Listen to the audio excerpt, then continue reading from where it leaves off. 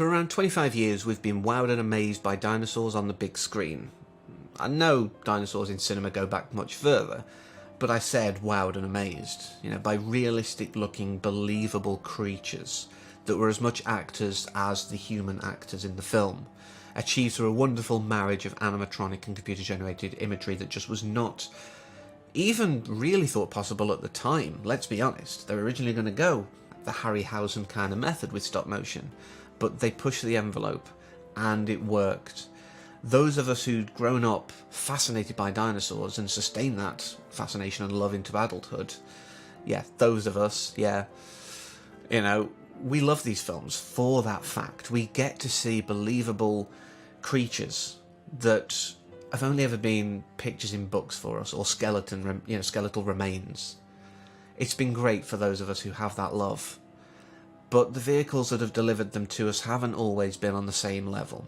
And Jurassic World Fallen Kingdom sadly falls into the good moments, but not amazing film category, unfortunately. Like I say, there are some great technical choices made. The fact that they've used more animatronics than Jurassic World is a great thing. It gives actors something real to act against, and that makes a big difference. You can tell. Even the average person who just goes, to escape to the cinema, just wants to watch a film just to turn their brain off, they can tell. And those of us who are a bit more analytical, I suppose, and critical, we really can tell the difference. And it's good that people are leaning now back. Now that the CGI boom, has gone, people are leaning back on practical, and it's really helpful. But obviously there are certain things that animatronics can't achieve. They can't run believably, sadly. So we do sometimes have to have, that element in there. And I think they achieved a decent balance. I mean, the fact that they are using cutting-edge technology to make it as believable as possible really does help. I know Justice Smith, who plays the rather annoying Franklin Webb, more on him later, has said that he basically almost had to roleplay his character being afraid of tennis balls on sticks for the CGI moments, which isn't a good thing to me. But they achieved it, the scenes that worked, and some of the pacing choices, some of the angles, the shot compositions, some of those were amazing. From a technical standpoint, this was a great film, and it's what we've come to expect from J.A. Bayona. A great eye, a great sense of dread. Just watch The Orphanage and tell me this guy doesn't understand pacing of suspense and things, with the ender act to that, as we've seen in the trailer, coming towards the girl huddled up in the bed, with that claw slowly reaching out.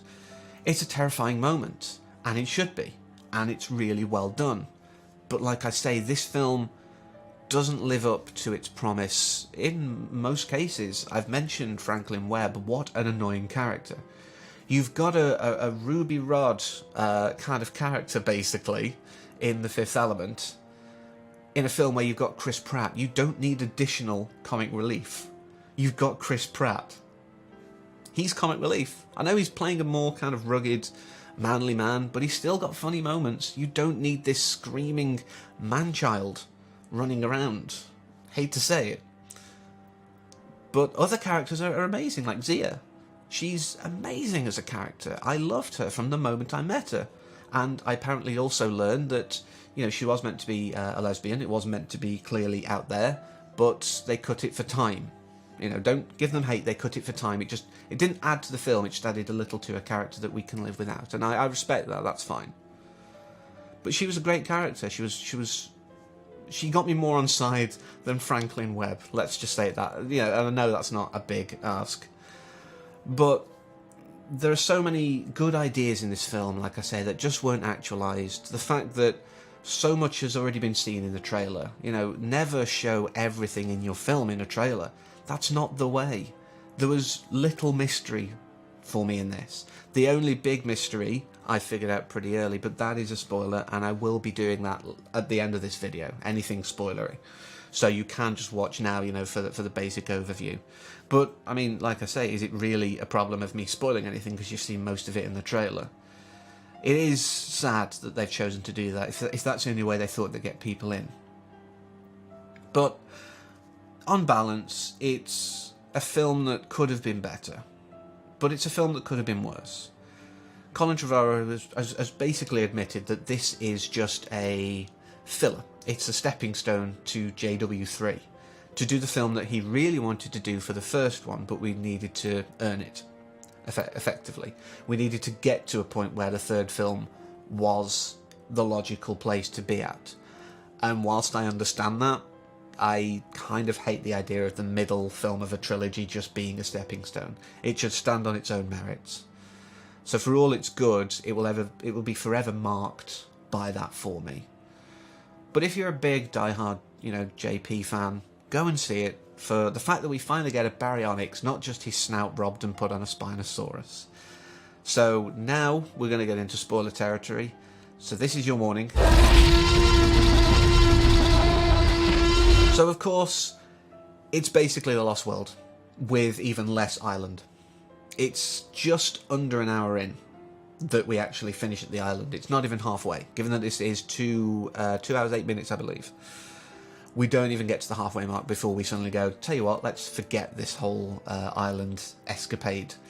And I think that probably does help. It gives us more time. I think the San Diego bit did feel a bit rushed in The Lost World, I will concede, but we don't need more than half the film in this old guy's mansion. And it's great to see James Cromwell in the film. I like the fact they've hidden him, possibly so people didn't go, oh, are they basically rebooting Hammond or something? So they didn't cause that confusion. I do love that. And I thought the whole story around that was interesting. But I think I, like many people, knew that Maisie was a clone. The way it was all put out, the fact that he wouldn't let her see the pictures, it's like, well, of course, because it was going to look exactly like his daughter. I knew she was a clone from the get-go. What would make John Hammond fall out with his long-time business partner? Human cloning. It would be the one ethical line that he maybe wouldn't cross. And that was spoiled to me, although Isabella Sermon does an amazing job, for one, for what she has to do. Even the fact that she's recreating the Lex shutting the door and all these other things. There's so much of a callback in this film. But she does a great job. And I'm not alone in this. I've asked before filming this someone else, and they agree. She looks a lot like Cameron Monaghan, who you may know better as the proto-Joker, Jerome Valeska, and his brother in Gotham. You can see it on screen now. I'm not just going to give you the idea, so you've got to look. Just at first I was sat there going, oh, maybe it's just me, I've got him in my head. But as the film went on, it was more and more apparent. So I hope other people can see it. Please let me know in the comments if you do, because I think that would be fascinating to know just how much people think that I'm right or wrong on that score. But this was very much a nostalgia trip, and they, I think, leaned on that far too hard. They were going, what have people loved before? Because really this is just a stepping stone, and we're kind of just going to jam pack it with as much stuff as possible to keep the fans happy, so they'll hopefully come back to JW3. It sounds cynical, but I do feel it. The one big sad moment that's been talked up, of course, is the Brachiosaur at the end, sort of rearing up. And yeah, it got me. And I know that on set they actually just played, a sort of maudlin version of the theme by John Williams. But it got me in a way that, wasn't necessarily earned in the right way. Because they had it rearing up. It was holding your hand to the emotional reaction, if that makes sense. Just showing when it was sort of running away from the pyroclastic flow, etc. That was enough to get me. You didn't need to overdo the point, and I think that's this film's problem. It overdoes the point, and it just doesn't work in its favour.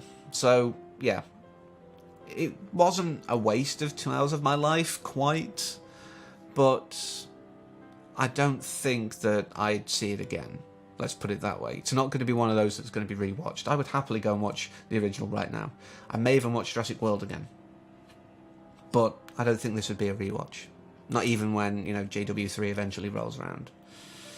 And I didn't want to say that about a Jurassic film at all, but I have to be honest. So, not my favourite. But next week we're going to do something. I know I said last time that I was going to do sort of 3 films.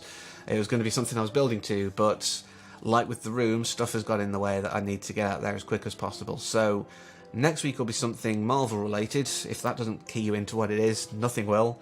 And then we'll get on to that series before we move on to something entirely different. So I do hope you'll join me over the next sort of month or so now that I seem to have planned, which is great.